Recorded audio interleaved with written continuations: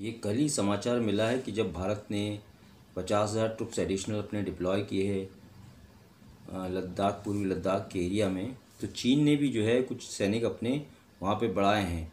और कहते हैं कि पिछली टाइम 15,000 डिप्लॉयड थे, अब इस बार जो है तकरीबन 50,000 उन्होंने भी डिप्लॉय कर दिए हैं।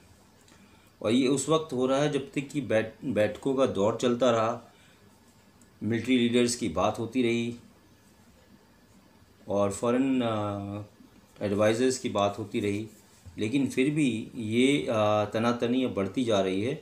और पिछले साल जब गलवान की इंसिडेंट हुई उसके बाद से तनाव घटा नहीं। हालांकि डिसएंगेजमेंट में कुछ बातचीत हुई और कुछ इलाकों में पीछे गए, लेकिन उसके बाद से कोई ज़्यादा जो है इसमें प्रगति हुई नहीं है।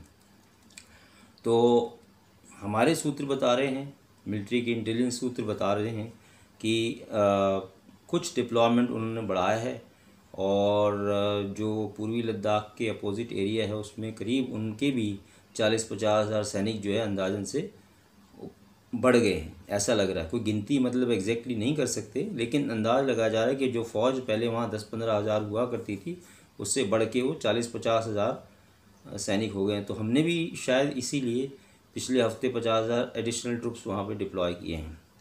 और दोनों देशों ने इंफ्रास्ट्रक्चर को डेवलप किया है। हमने अपने इलाके में, जो लद्दाख के इलाके में LAC के इस तरफ डेवलप किया, और इसी तरह से चीन ने भी कुछ इलाकों में इंफ्रास्ट्रक्चर बनाया है जहाँ पे वो टिकने की पूरी तैयारी है, लड़ाई की गुंजाइश बन रही है।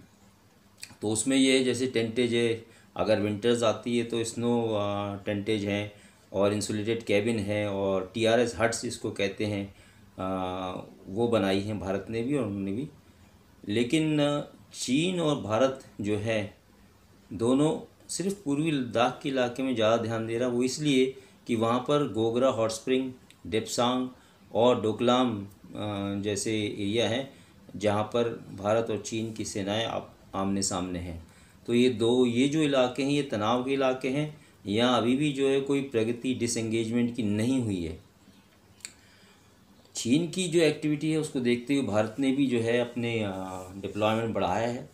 वहाँ पे लॉन्ग रेंज हाविट्ज़र वज्र को डिप्लॉय किया है और उसके अलावा T-90 टैंक भीष्म भी वहाँ डाले गए हैं, Pinaka multi barrel rocket launcher और एयर रिसोर्सेज हमारे जैसी राफेल, अपाचे और चिनूक वो भी बॉर्डर इलाके में तैनात हैं।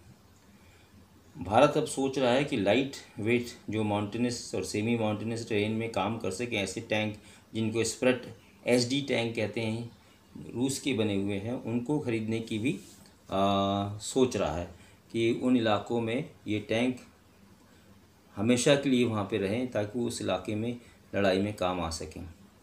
और भारत इज़राइल से जो हेरॉन ड्रोन ख़रीद रहा है उसने उनको LOC पे और LAC पे दोनों जगह निगरानी के लिए तैनात करने की बात कही है।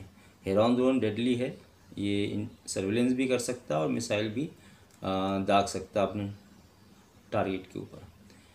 अब भारत ने जो है इस समय ऑफेंसिव डिफेंस की स्ट्रेटेजी अपनाई। जैसे कि मैंने पिछली बार बताया था कि एडिशनल डिप्लॉयमेंट हमने इसलिए किया है कि हम पहले ही तैयार रहें कि अगर चीन जरा सी भी हरकत करता है तो हम उसका मुंह तोड़ जवाब देंगे नहीं, बल्कि उसके इलाकों पे कब्जा भी करेंगे। अब हमारी स्ट्रेटेजी अलग है कि अब हम सीमा के पार जाएंगे और मारते हुए उनको उन इलाकों पे हम कब्जा करेंगे। तो अब चीन को एक दूसरा सबक मिलने वाला है। कुछ दिनों पहले ये बताया गया था CDS जनरल रावत के द्वारा कि चीन के सैनिकों की ट्रेनिंग ख़राब है इसलिए वो मार खाते हैं या पिट जाते हैं या मारे गए। लेकिन अब भारत उनको स्ट्रेटेजी में भी एक सबक सिखाएगा कि सिर्फ संख्या बल से ही काम नहीं चलता, स्ट्रेटेजी भी कोई चीज़ है जिसकी वजह से भारत की सेना हमेशा अव्वल रहती है और उसका परिणाम पूरी दुनिया को देखने को मिलता है। तो अब समय आ गया है कि चीन की हरकतों पे निगाह रखते हुए उसको सबक सिखाया जाए। इसीलिए ऑफेंसिव डिफेंस जो है वो हमने अपनाया है। आपको याद होगा कम्युनिस्ट पार्टी ऑफ चाइना की जो 100वीं वर्षगांठ हुई थी उसके अंदर क्या कहा गया था कि हम दुश्मनों के सिर तोड़ देंगे, उनका खून बहा देंगे, उनकी लाशें बिछा देंगे। इस तरह के भाषण चीन की कम्युनिस्ट पार्टी की एनिवर्सरी में हुए हैं। तो भारत को सोचना पड़ेगा कि ये क्या कर सकते हैं। इनको पता है कि गलवान में हमने क्या किया है, तो ये सिर्फ बातें जो है उलझाने के लिए या अपने सैनिकों को उनका मनोबल बनाने के लिए की गई होगी चीन की कम्युनिस्ट पार्टी के द्वारा।